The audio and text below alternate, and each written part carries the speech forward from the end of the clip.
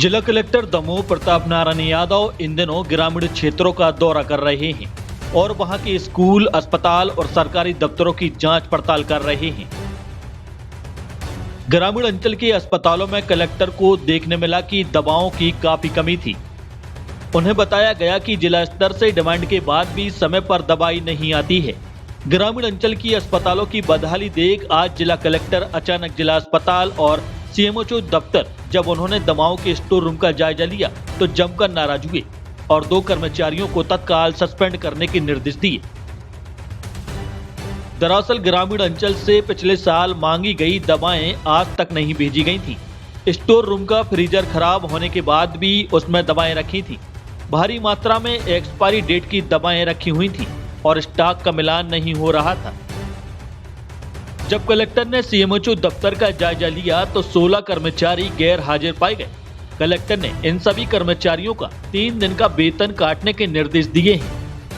जब हमारे द्वारा क्षेत्र में भ्रमण किया जाता है तब देखने में आया कि कई अस्पतालों में दवाइयाँ नहीं हैं।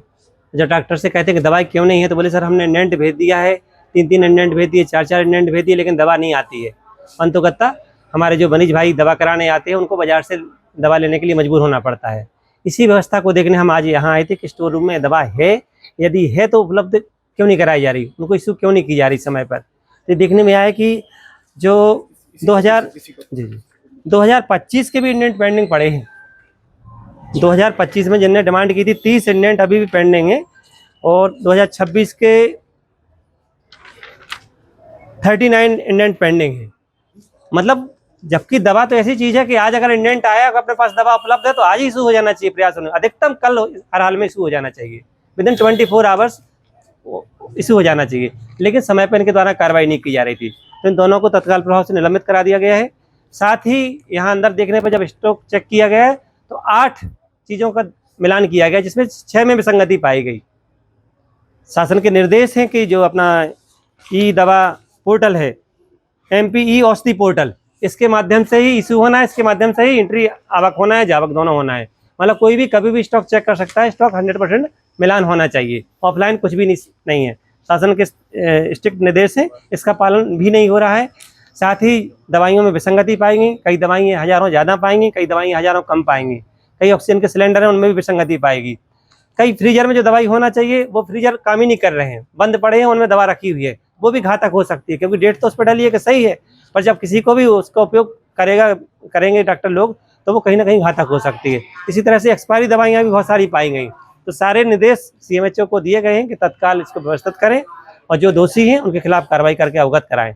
साथ ही CMHO कार्यालय में 16 अधिकारी कर्मचारी अनुपस्थित पाए गए, उनकी भी 3 दिन की वेतन वृद्धि रोकने के निर्देश दिए हैं। आज रोक करके ये आदेश हमको प्रस्तुत करेंगे ताकि लोगों को समय पे दवा मिले, समय पे उपचार मिले।